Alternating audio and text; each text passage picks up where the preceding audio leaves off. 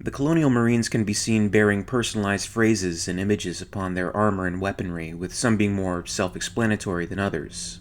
Hudson's skull and crossbones on his chest, Pharaoh's "Fly the Friendly Skies" on her helmet, and Vasquez's "Adios" graffitied across her smart gun, to name a few examples. One that remains something of a mystery and subject of debate is the symbol that Corporal Dwayne Hicks has on his chest plate, a heart under padlock with a key.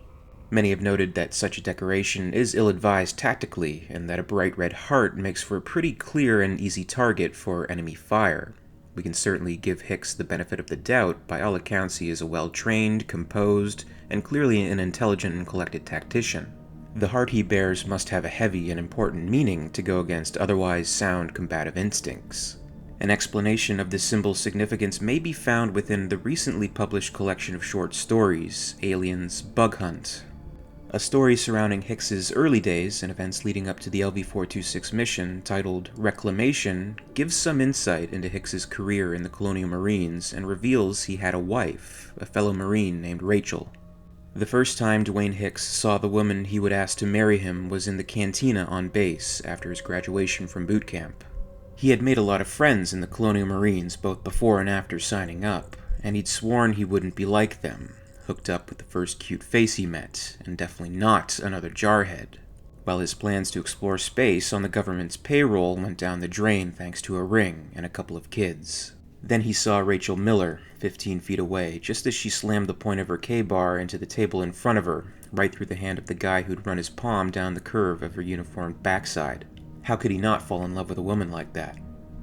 PFC Rachel Miller became PFC Rachel Miller-Hicks not quite 8 weeks later in a small ceremony in the base chapel.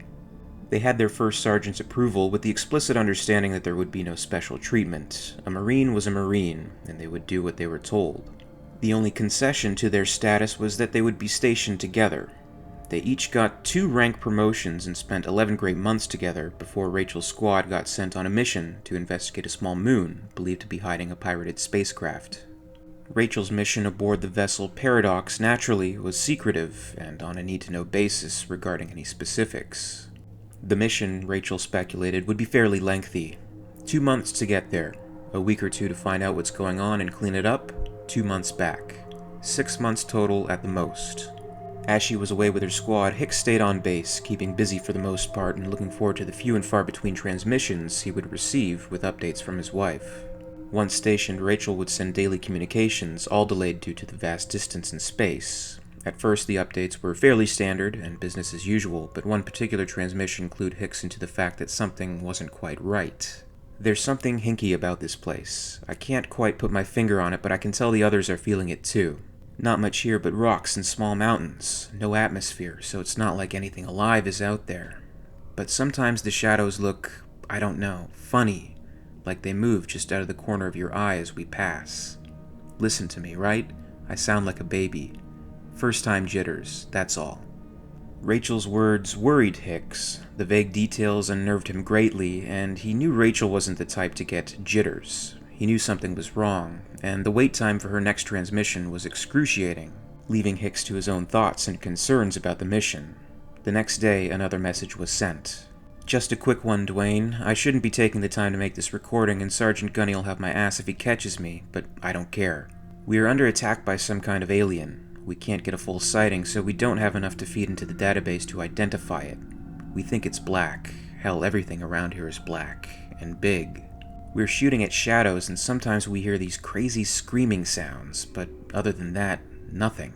The transmission was interrupted by the sounds of gunfire, then screams of pain, and an unidentifiable shrieking noise. Hicks could see distorted images and hear pulse rifles firing at something off-screen, and he could see Rachel making her stand against the unseen assailants. After further distortion and incomprehensible images, Hicks saw Rachel's bruised and bloodied hand reach toward the screen and slam down on the send button. This was the last transmission he received from his wife. Hicks became obsessed with finding out the truth about what happened, all without the cooperation of the USCM, who of course kept the information regarding the mission classified and would not relinquish any details, leaving Hicks more and more desperate for closure. 5 years had passed, and by an apparent oversight, pure coincidence, or as Hicks thought, destiny, he was given orders to join a recovery team to salvage what was left of the paradox. Keeping a cool demeanor and his connection to the original mission private, Hicks eagerly joined the mission, determined to find his own answers. On the moon where his wife met her fate, Hicks discovered evidence of her death and the shadow-lurking enemy that caused it. Amidst bullet holes, burns, and damaged equipment, the corpses of the previous team remained, frozen, lifeless, preserving a snapshot of their last stand. Their names, sewn into their uniforms, were still visible. Hicks identified the dead body of R. Miller-Hicks. Finally, Hicks had put an end to the mystery that had been his wife's disappearance, but he didn't have closure. Far from it. It was still out there. Someday, somehow, he would get the chance to find and kill the creature that had murdered his wife.